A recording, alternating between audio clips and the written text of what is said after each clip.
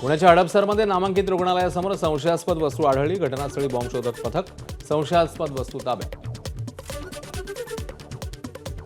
नागपूर विमानतळाला आंतरराष्ट्रीय विमानतळ म्हणून केंद्रीय मंत्रिमंडळाची मान्यता। केंद्रीय माहिती प्रसारण मंत्री अश्विनी वैष्णव यांची माहिती। वाशिममध्ये कांदा उत्पादक शेतकरी संकटात। बाजारात कांद्याला केवळ 4 ते 5 रुपये किलोचा दर। उत्पादन खर्चही निघत नसल्याने शेतकऱ्यांमध्ये नाराजी। सरकारने नाफेडमार्फत खरेदी करावी, शेतकऱ्यांची मागणी।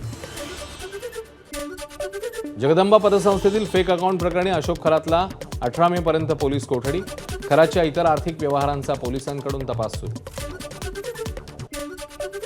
सोलापूरच्या माढ्यातील बंदूक भोसलेच्या अडचणीमध्ये वाढ। करमाळ्यात 3रा गुन्हा दाखल।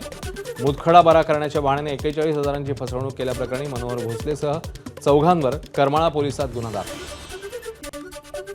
संत ज्ञानेश्वर महाराजांच्या पालखीचा पुण्यातला मुक्काम परंपरेनुसार भवानी पेठेतच होणार। आळंदी देवस्थानचे विश्वस्त आणि पालखी सोहळा प्रमुख राजेंद्र उमाप यांची माहिती। ऐतिहासिक जंजिरा जलदुर्ग किल्ला पाहण्यासाठी येणाऱ्या पर्यटकांकरता आता सुरक्षित प्रवासाचा मार्ग खुला। मुरुड जंजिरा किल्ल्यालगत उभारण्यात आलेल्या आधुनिक जेट्टीचं लोकार्पण। या जेट्टीमुळे पर्यटकांना आता बोटीतून थेट जेट्टीवर उतरता येणार। पुणे जिल्ह्याच्या नियोजन समितीची बैठक शुक्रवारी। उपमुख्यमंत्री सुनेत्रा पवारांसह शहरातील सर्व आमदार आणि प्रशासकीय अधिकारी बैठकीला उपस्थित राहणार।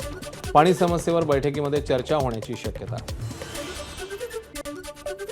यवतमाळच्या फुलसावंगीमध्ये कोल्ड्रिंकच्या गोदामाला भीषण आग। लाखोंचा माल जळून खाक। सुदैवाने या घटनेत कोणतीही जीवितहानी नाही। पुण्यामध्ये व्हीआयपी आणि व्हीव्हीआयपी व्यक्तींची सुरक्षा 50%वर। पुणे पोलीस आयुक्त अमितेश कुमार यांचे प्रशासनाला निर्देश।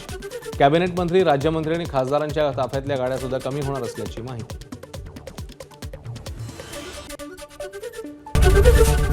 एबीपी माझा, उघडा डोळे बघा नीट।